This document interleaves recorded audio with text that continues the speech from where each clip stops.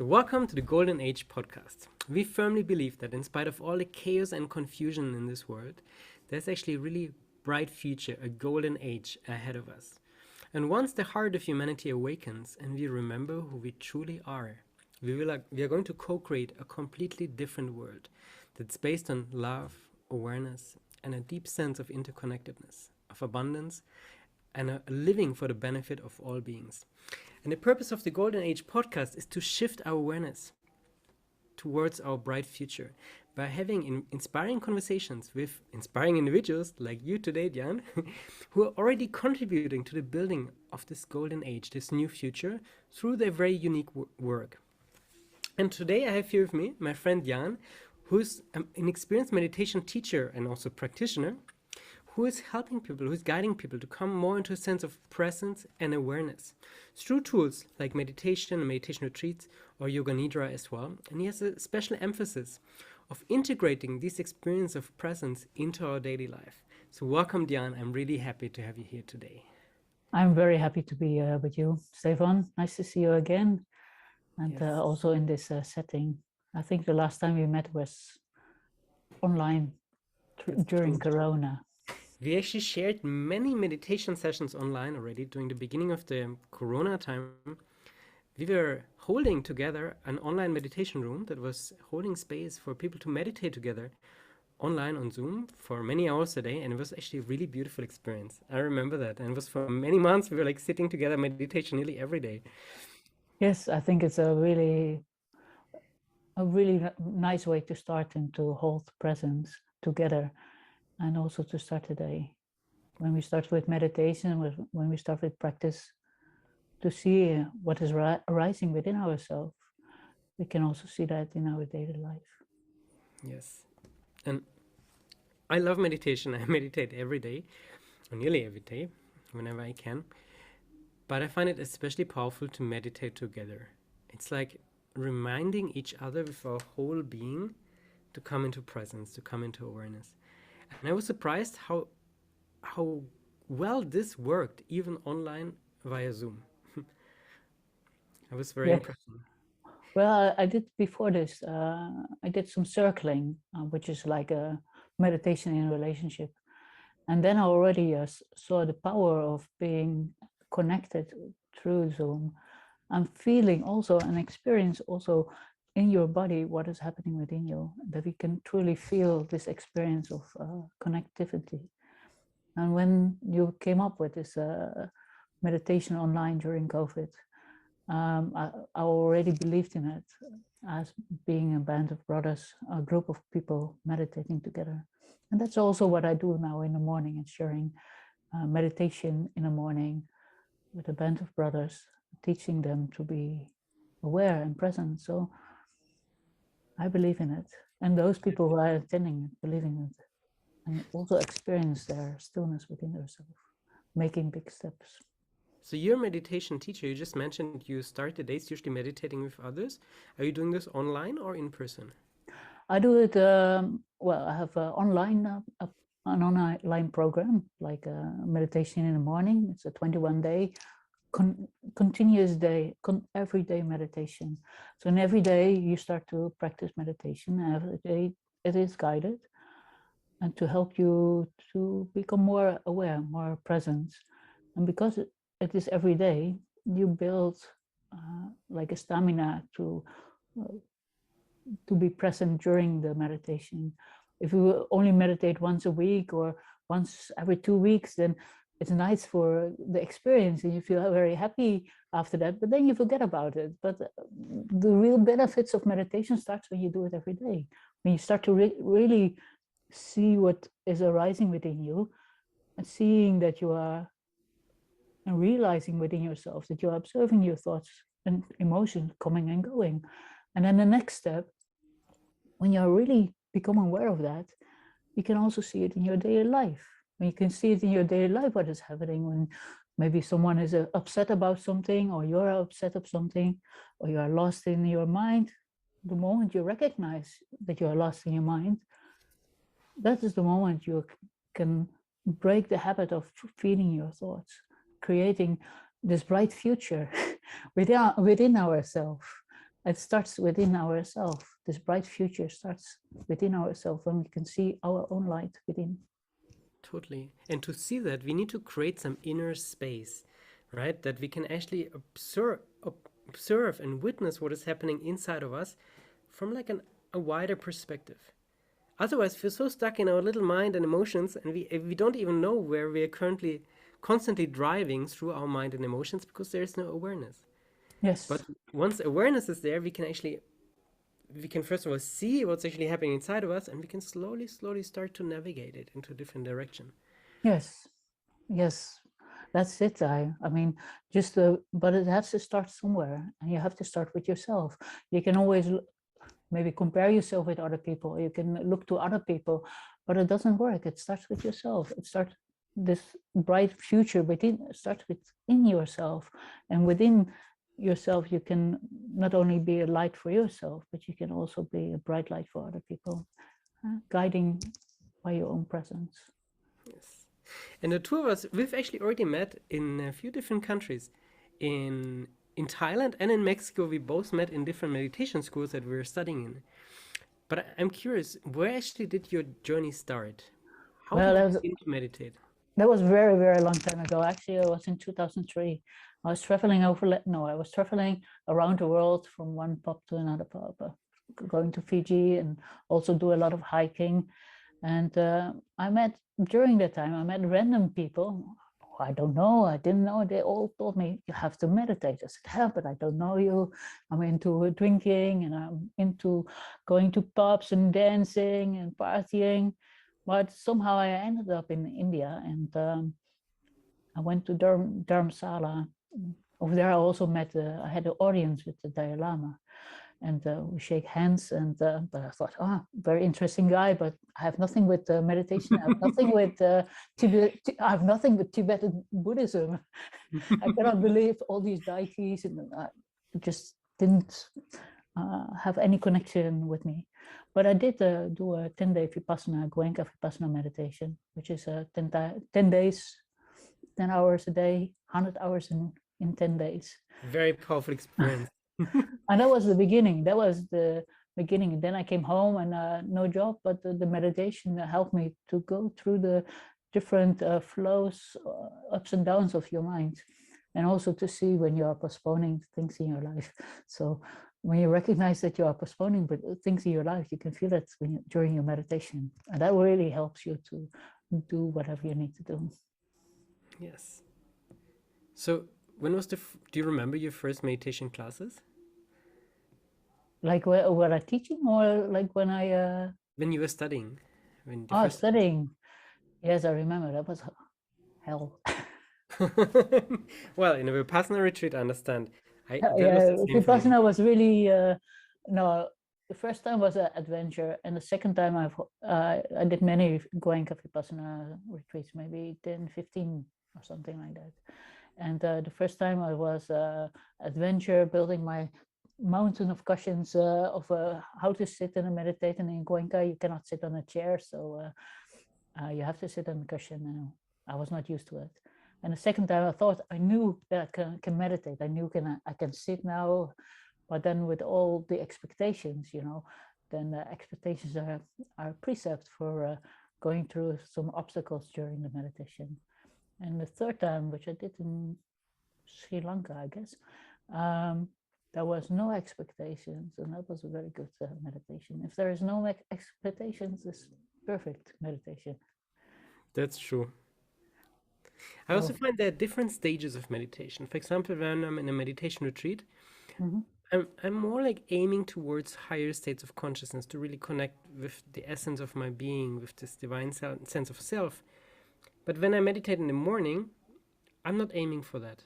Sometimes meditation can also be like a hygiene of the mind, I find.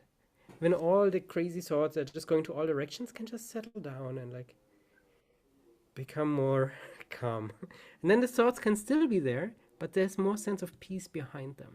Would you agree with that? That Well, meditation is not always about eliminating all thoughts?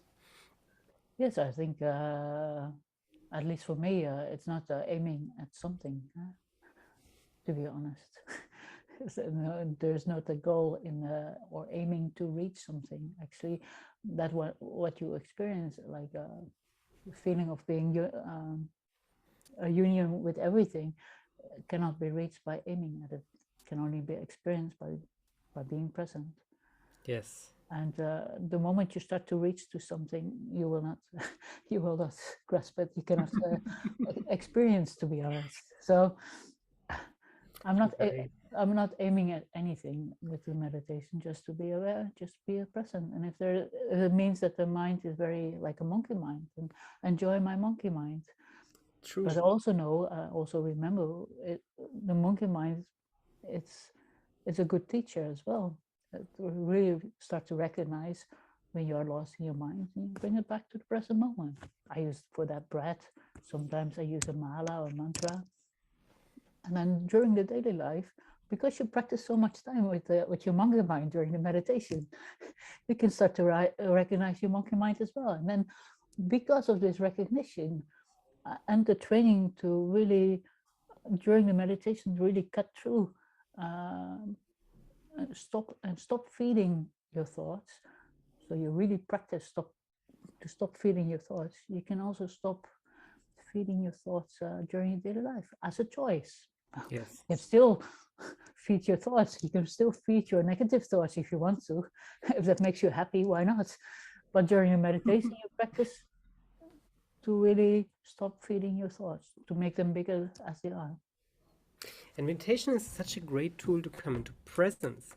But presence has become such a widely used word. So if you really look at it, what does it actually mean to be present in your perspective? Wow, that's a good question. What it means to be present? How to teach that? I think it's also very much related to the body, because the body is always present. The mind can be in the past, in the future, but whenever there's a sense of your presence, I feel like I'm here. I'm fully here. Would you agree Yes, with that? you can experience it when you reconnect. What I teach is short micro meditations during your day. Like 10 seconds, you connect to your breath, just what you are saying in a way. And when you connect for a moment to your breath, which is a way of feeling your body. You feel your belly and chest moving, you feel the cold air and the warm air touching your lips. And that moment, you reconnect with yourself, instead of that your mind is going all the way out to all kinds of things outside of yourself, or maybe to your partner or your children. The moment you reconnect to yourself, this present, then you start to experience the present moment. And from that moment, from this recognition of stillness, you can also, in a way, slow down everything. You slow down within yourself, but you also see and start to observe what is surrounding you. And it's also these moments that you start to become aware, that you become aware of the wind, you become aware of the sun touching your skin, you become aware of the wind touching your skin. You see everything becomes brighter and shinier. I'm actually doing it right now as you were speaking. I was focusing on my breath. I was coming here, and I could totally feel it. I still feel it immediately, what you were just describing. Mm-hmm. And I think it's such a miracle that it's always available for us. The breath is always there. We just need to like become aware of it, right? Yeah, it's very simple, but some people think it's too simple to that it cannot be that. The funny part is it's such a simple technique that we think, oh, it's so easy. But if you really practice, it's not so easy. You have to be very truthful to yourself, and it's truthfulness when you practice is really truthful, cutting the feeding during the meditation. It sounds very simple, but when we meditate, you will recognize how many times we are distracted by it. Yes. And It's also if we learn not to feed our thoughts, then we can make another step by just observing our thoughts, becoming less grasping or less clinging to it. We can observe them; they come and go, dissolving into stillness, but you are not part of it. And then the next step is that you can go and look back towards your thoughts or the one who is observing, and to experience what it is to have a feeling of union. But to make that step, you need the basic, and the basic is not to feed your thoughts, just to be present. Yes. In short. Because it's literally so short and direct, and at the same time it's so vast, and probably one of the biggest topics that we can ever speak about. Because everything else is born from this sense of presence. Yes. We both know and practice a meditation called the Dhyan meditation, in the past at least, which finds this sense of presence in the heart. And when we find a sense of presence in the heart, would you agree that presence and love are kind of the same reality, just from different perspectives? It's the same reality, no difference. It's the same reality. But my experience is that when we still use an object for meditation, it's not a complete meditation. And when you step back and look to the one who is observing, or the one where it is arising, then we come in a natural state of meditation. So then there is no object, then there is no subject. So object of meditation would mean the breath, for example, or a mantra, right? That's an object of meditation. That's an object. And you speak about meditation as a sense of being, right? Where we are the sense of presence that we are meditating upon. Is that what you mean? We are awareness itself. Oh, we think, well, we meditate and then we are aware, but the next step in meditation, when you arises in the, which is already there, which never left you actually. You don't need to, this non-dual meditation or non-dual awareness is always there, even if you are not aware of it. And I don't know what I want to say. I lost it. That's okay. But I know in non-dual awareness, there is no object, no subject for meditation. And then you become awareness itself. And then but in general, you're already awareness itself. In general, you're already one living union of everything, together with everything. There is never, ever been a duality. Only in our mind, there is a duality. So when we go from the object of meditation, which is the breath, to a more experience of meditation as a state of being, or like I am pure awareness, we also realize more and more that we are not the body and not this person that we think that is living this life, but we are something much, much bigger and greater. Actually, there's even not an I amness. It means that it points to yourself maybe as an experience, but there is not even an I am. There's no I, no? There's just pure being. There's just pure being, pure present, or pure awareness, including everything, including your shadows and bright things, including also the shadows of our brothers around us, even if we don't like them. They're also in the same space of awareness. Yes. And you could see that as a union within ourselves, including of everything, including darkness, including light, including war within ourselves, including war outside. It's also in this one union of being, one awareness. But one interesting question that comes is like, the more we go from this little me into this ocean of presence, oceans of awareness, coming back to integrating it into our daily life, if I integrate this into my little daily life, of Stefan's daily life, how does this affect my experience of reality? How does it affect your reality? Well, the reality is you start to aware what is the impact of your doing.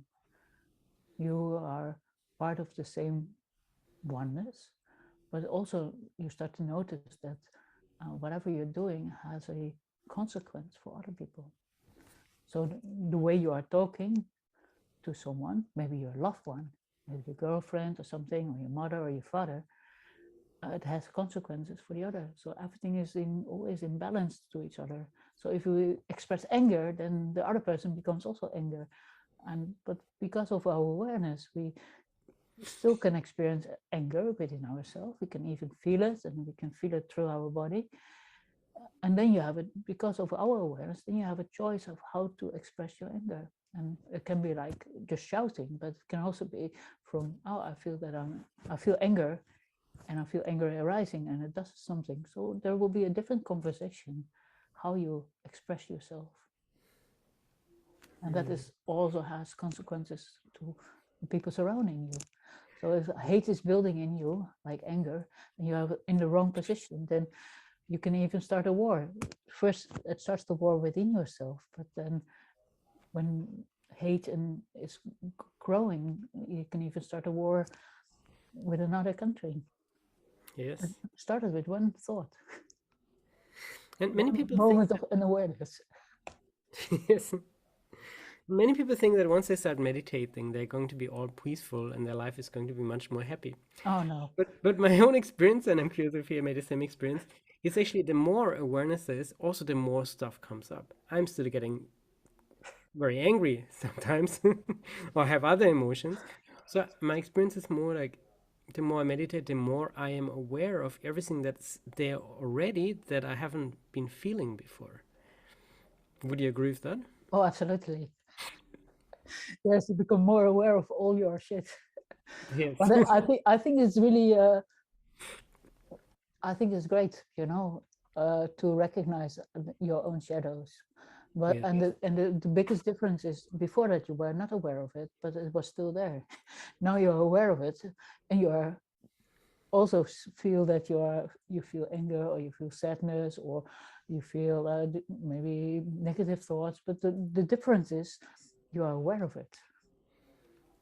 Yes. And before it, you were there. You all already also have the same experience of negative thoughts, but you are not aware of it.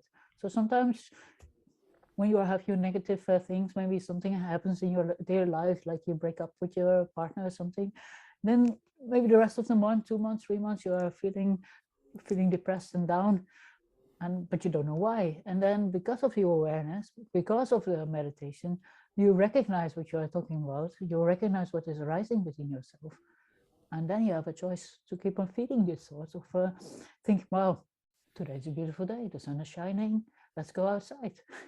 And you still have a beautiful day, even what happens. The Tibetans speak about the path to enlightenment, about a very long path with many, many steps, but it's so, so important that we take the first step and the second and the third. No matter how long the path is, I often find like, no matter if we meditate just for 5 minutes a day, 10 minutes a day, 15 minutes a day, these are the most precious moments of the day, and they add up over time, over the years, over the lifetimes, they add up. And they are leading us to a more happy life, even if it doesn't feel like that right away. I agree. I think it's very important to practice awareness every day, and it really helps you to deepen your practice. And there are so many layers. Maybe that's the reason meditation is never boring or something, because it's always different. It's always a Yes. new experience. In all these time, close to 20 years of meditation, uh, different girlfriends come and go, different places I lived come and go, but the one who is always there is meditation and the practice. And it makes a huge difference how you experience life if you meditate daily. And it also helps to do it a little bit longer than 5 or 10 minutes, because the first 10, 15 minutes, then the monkey mind is very active. And if you can just push through it, like do it like 20 or 30 minutes, it will really deepen your practice. I totally agree. And I think it's ideally to do like 45 minutes or an hour a day at least. But to not discourage someone, it's important to state that 5 minutes makes such a huge difference compared to nothing. Absolutely right. You have to start somewhere, and then start with 5 minutes. Perfect. Yes. And and for someone who has never meditated before, but who feels like, maybe I should try this. Is there some advice that comes to your mind that you would want to give someone? How to start? Well, make sure you have a timer. Put a timer on. That's Check really helpful. and check if your timer is on. So to make sure that you have no doubts, because 5 minutes can, for the first 5 minutes, can, you think it might be feel very long. So maybe you remember that, because I remember that. So just check, make sure your timer is on, put it on 5 minutes, and do just one simple practice. And just do, for instance, put your hands on your belly and breathe into your belly. Only belly breathing, slow in, slow out through the nose, feeling the warmth of your hands and feeling also the movement of your belly. And that will help you also to ground, bring your mind back into your body in a very simple manner, and just do it. And whenever you see that you're talking to yourself, bring your awareness back to the movement of your hands and the warmth of your hands and your belly. Beautiful. Thank you. Also, I think it's good to understand that meditation is one word that can actually describe so many different techniques and experiences. Also coming with the flavors of so many different traditions. Yes. But in their essence, I think most of them are about, or at least include, presence and awareness. This is like an important ingredient for most of them, I would say. I think if there is no awareness, then if there are only, sometimes the meditation say you reach this, or there's some meditation with grasping, and for me I think it's not the right path. If it needs to have no clinging, no grasping, but also no pushing away. Even if we feel negative thoughts, we need to see them all, and that happens with awareness itself. And If for you, there's no awareness, then maybe you have a nice time, but it doesn't bring you that far. and I assume that for you personally, your meditation practice probably also changed over the years. Is that true? Yes, yes. I started with Goenka Vipassana, and Goenka Vipassana is for Anapana, which I still use as a way to connect to the present moment. And then there's the sensations, which I sometimes use, depending on the circumstances, depending on who is there. But now, then I changed to a little bit of Laya yoga, Laya meditation, meditation on the sound, which I did it for a number of years. And from there to I did self-inquiry for 10 years, more than 10 years. And the last 4 years I've been doing Dzogchen meditation. Which is a Tibetan style meditation, right? Yes. Next level. Yes. And for me, I had a similar journey. Many of the practices that you mentioned were also part of my path, and I also still do them. And I think it's good to mention that our practice can change, our needs can change, Oh, and absolutely. it's a natural part of our path, I would say. And I often encountered people in all spiritual traditions that I studied that said, "This is the only way. You should only ever do this." And whenever I hear this, I'm like, all right, if that's where you are right now, it's okay. But it's not there's a beauty in like sticking to one path. I have a lot of respect for that. But at the same time, it's also natural to listen to the different seasons that we go through on our journey. Yes, everything is inclusive. Everything is one. We know everything is one. We can do practice Sufi meditations or mantra meditations or Vipassana, anything. And yeah, it depends on where you start. You start somewhere. For me, it was Vipassana, Goenka as a basic, but and I tested it by practicing, and then I found something what works better for me. It was self-inquiry that I did for 10 years or so. I practiced a lot, helped me to go in deeper levels. And then because of this recognition of the stillness behind everything, I found this Dzogchen teachings, they helped me to recognize that part. I think it all depends on your own capacity. So for some people, pujas will be great, or mantras. I also do mantras. I never believed in mantras until I did a retreat, a 10-day retreat where we did only one mantra 24/7 a day. And I thought, wow, this is amazing. This is really also a very easy way to move out of your monkey mind back to the present moment. Yes. Sometimes maybe easier than your breathing, especially when we are tired. We come from our work. Our mind is like a monkey mind next level. And then when we practice the mantra, it really helps you to come back into the present moment. And meditation will maybe not help you because monkey mind is so overwhelming. Then you're only feeding your thoughts. So then Yes. practice, for instance, the mantra. I agree. Mantra can be a very powerful tool to quiet and focus our mind. So yes, And always in the flow with what you need. yes. And I know you're based in Amsterdam in the Netherlands, right? Is that where you are? Are you also giving retreats or workshops there? I do actually. In November and December, I teach a triad of afternoon meditations, which I just developed.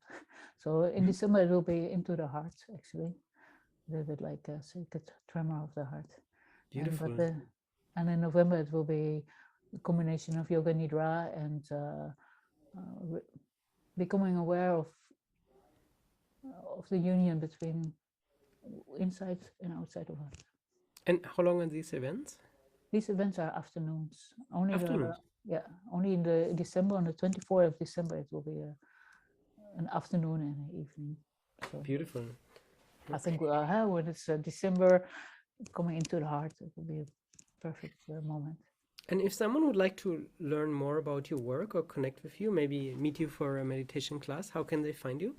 They can find me with stilltoweekend.com. It's in English and in Dutch. And I also have an Instagram. You can contact me there as well with Dhyan Manot. Beautiful. Are you also giving private meditation classes? I also give private. You just contact me and it will be perfect. Very good. And I also want to share, I think having a meditation teacher or receiving some guidance is really, really important. Reading books can be, of course, very supportive, but we really learn meditation through the presence of someone meditating. I think it is very lucky if you find someone who helps you to really go through it. Because if you use an app, which is still possible, but you can always walk away from an app. You can think, oh, I don't like it. Same with the recordings. If you do recordings, if maybe shit hits the pen during your meditation and you actually want to walk away, you will do it because just a recording, you just pause. That's it. Yes. But if you do it live through Zoom or live with me, somewhere in Amsterdam or somewhere outside, then it makes a huge difference because it's a direct experience of meditation and direct guidance at that moment. And it will fast forward your meditation. Because there's like a sense of transmission that happens, right? Like it's like from soul to soul, kind of from field of consciousness to field of consciousness. It's not from mind to mind. No, absolutely not. I can only teach from stillness. I cannot teach from my mind. If that doesn't work for me. It's like we remind each other of that's already there inside of us when we teach meditation. Yes. It comes from the heart, out of kindness and love and compassion. Well, dear Dhyan, thank you so much for this inspiring conversation, and thank you so much for really dedicating yourself to exploring the realms of consciousness, to dedicating yourself to your path, and also to teaching meditation to others. It's so important.